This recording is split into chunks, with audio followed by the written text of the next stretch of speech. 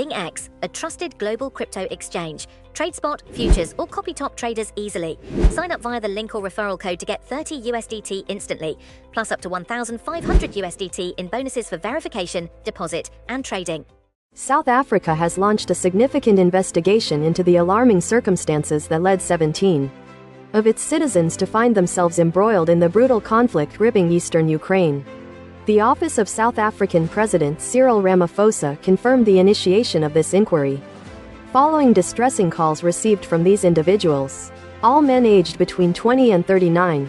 Their accounts reveal a chilling narrative of being lured into joining mercenary forces engaged in the Ukraine-Russia war, enticed by what they believed were lucrative employment contracts.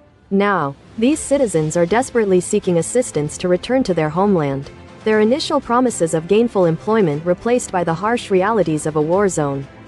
This unfolding situation casts a stark spotlight on the complex and often ethically ambiguous role of foreign fighters in a war that is now approaching its 4th anniversary, marked by a relentless and mounting death toll on both sides.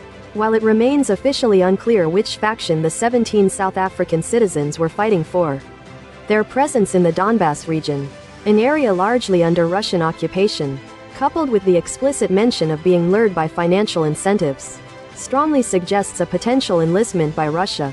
It is a widely acknowledged fact that both Ukraine and Russia have sought and enlisted foreign fighters, though Russia's efforts have been notably on a far larger scale, frequently employing methods of coercion and deception to achieve its objectives. Reports detailing Russian authorities and shadowy intermediaries forcing or misleading nationals from various African countries, as well as recruits from Nepal, Syria, and Cuba, into combat in Ukraine have become disturbingly common.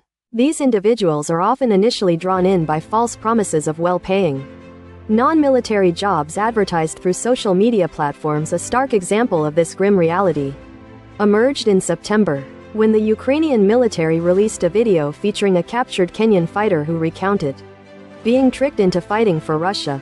Just last month, the Center for Countering Disinformation, an agency operating under Ukraine's National Security and Defense Council, highlighted Russia's ongoing mercenary recruitment campaign targeting individuals in Southeast Asia, Africa, and Latin America. Beyond these individual recruitment drives, Russia also benefits from the presence of thousands of North Korean soldiers dispatched by Pyongyang to bolster Moscow's war effort, representing the only state-backed foreign forces actively participating in the conflict, with hundreds of North Koreans estimated to have perished in the fighting. Meanwhile, Ukraine has also actively encouraged foreign nationals to join its armed forces, leading to a significant influx of volunteers from Europe and the United States, who have integrated into units such as the International Legion. More recently, Ukraine has reportedly recruited approximately 2,000 Colombian nationals as contract soldiers, an effort aimed at addressing critical manpower shortages nearly 4 years into the prolonged war. Military analyst Franz Stefan Gatti observes that the involvement of foreign fighters on both the Ukrainian and Russian sides has seen a discernible increase over the past 2 years. However, Gatti cautions that even with an additional influx of foreign combatants, Ukraine would still struggle to overcome its most significant impediment to its war effort: a persistent and substantial manpower shortage. Jethro Norman, a senior researcher at the Danish Institute for International Studies, concurs that while the absolute numbers of foreign fighters remain marginal on both sides, their impact, particularly in terms of propaganda and recruitment narratives, punches far above their weight.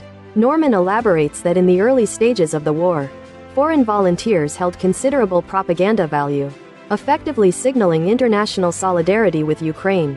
Although their numbers appear to have dwindled since then, the concept of foreign fighters continues to be prominently featured across social media, recruitment videos, and in Russian disinformation campaigns.